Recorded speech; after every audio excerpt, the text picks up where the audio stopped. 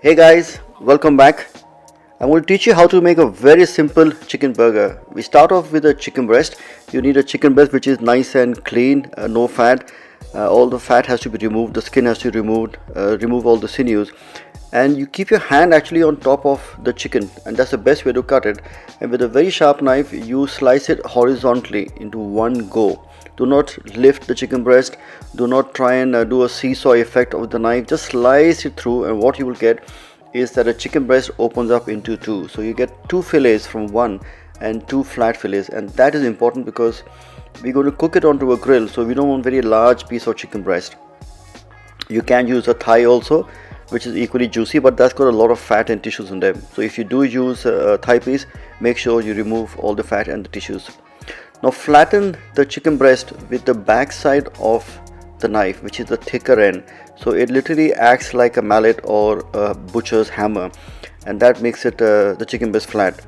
Alternatively, you can actually use the sides of the knife, which are again flat and wide, and slap them literally on top of the chicken breast, and that makes the chicken breast flat too. The flattening is important because that helps the chicken to marinate well.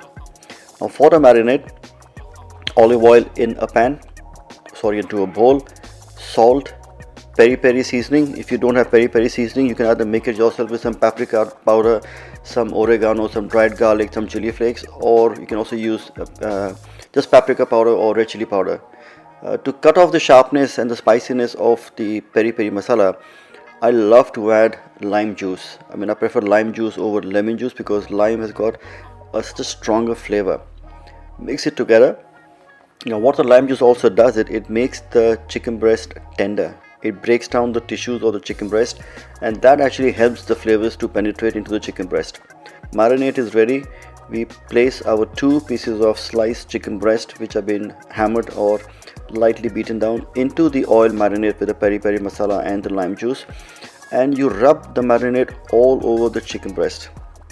So what this marinade does is, because we put lime juice, it penetrates or opens up the pores of the chicken, and all the flavors which are actually held in the oil penetrate the chicken and gives it a very nice deep rich flavor. It's best to leave this for a good 15 minutes to marinate. In the meantime, let's get our simple version of guacamole ready, because this is going to be a Tex-Mex kind of a burger. It will have influences of Mexico in it. So to start off, we use red onion. I prefer the red onion always over white onions or shallots because the color is so vibrant, the flavor is very intense, is very sharp, and also it gives a very nice crunch and a bite. The white onions don't really have this, so try and use red onions wherever you want to get the bite and the crunch of the onions. A clove of garlic, very finely sliced and chopped. Everything has to be finely chopped because you don't want large pieces going into the burger. When you eat them, you want them to be nice fine pieces. The texture is very important. A good quantity of coriander leaf. If you don't have coriander or cilantro, you can also use parsley. Make sure you wash it because sometimes there's a little bit of dirt in them, so it needs to be washed out, dried, and finely chopped. The coriander, the garlic, and the onion goes into a bowl, all of it. Now this forms the base of the mixture. The next thing to go into that is the luxurious avocado. Now it is best to get avocado which is nice and ripe, but before you add the avocados, add half lime juice. Now lime juice again gives it a slight citric kick which you need on with the avocado. Avocado is quite a nutty kind of a flavor to it, very luxurious, very smooth, and very flat in certain ways. So the lime and the onion gives a very nice punch and a kick. Try and use avocado which are nice and ripe, so you can feel them. They should not be too mushy and definitely not too hard. If you do get avocados which are quite firm and hard and green in color, light green in color, means they are raw. The best way to get them ripe is to actually put them into a brown paper and leave them at room temperature for a day or two till they soften up. We add in salt, and then we mash the avocado till you get like a pasty kind of a texture, or something like a guacamole, but not runny. You don't want to make it too smooth. You want the chunks to come through. You want the flavors to come through. Also, we add a small amount of chili powder in it just to give it a little kick, but the sharpness from the lime will cut it off and give a very nice flavor. Mix it all together. As you can see, I do love coriander, so I put a lot of coriander here. If you're not a big fan of coriander or cilantro, you can actually skip it all together and put parsley, or cut down the quantity. So that is ready to go on the fridge for a while. We start off now with cooking the chicken breast in a heavy bottom non-stick pan. Add a very small quantity of oil and pour in the chicken breast. Try and remove the excess marinade from the chicken breast. All the spices from the peri peri seasoning stick on to the chicken breast. Now when you put anything onto a pan to grill or to shallow fry, always place the chicken breast, or could be a piece of fish or a piece of red meat, try and put it away from you so the oil does not splash on you. And that's a small trick which you must use at home all the time. As the chicken breast begins to cook, you will see that the edges turn white in color. So the color changes from being pink, it turns into white in color. And when that reaches almost a halfway stage, you actually know that the chicken is halfway cooked. And that is when you flip it over.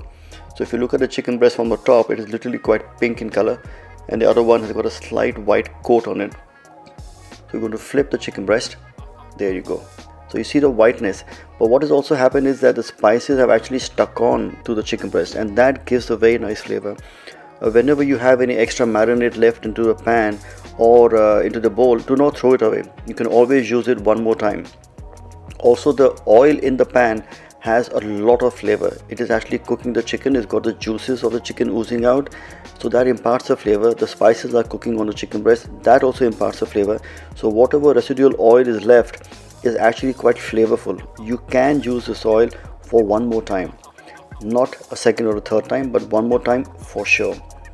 So we wait till the chicken breast gets cooked, and as you can see that the color has now turned white on the top, and the chicken is almost done. It's also good to remember that I mentioned keep the chicken breast into thin slices. When you have thin slices, they actually cook faster and evenly. You can also put it onto a barbecue at home, or if you have a grill, even that works perfectly fine. Or even put it into a very hot oven at 200 degrees centigrade, around 380 degrees or 390 degrees Fahrenheit for a good 12 to 40 minutes, and the chicken would get cooked. Once the chicken is cooked, it is then transferred onto a plate and allowed to rest for a small amount of time. It just needs to break down the tissues, and what you would get as a result is a very nice juicy tender chicken breast. Always let the meat rest, that is very important. The chicken is done. Second piece also onto the plate. Switch off the heat and let the rest for a short while. Now to assemble the burger, I like to use a sesame seed bun which has been toasted. You can use a brioche bun, it works perfectly well. A few gem lettuce, baby lettuce. You can use any rocket leaves or salad leaves if you like. I don't like to put any mayo on this burger because there's enough kind of a softness or a guacamole or a texture in it, but I do like to add some sour cream. If you don't have sour cream, you can also use a plain mayo or a flavored mayo. That works equally well. Place the chicken breast on top of the sour cream and a large dollop of the coriander and avocado relish with the small quantity of onion and garlic in it.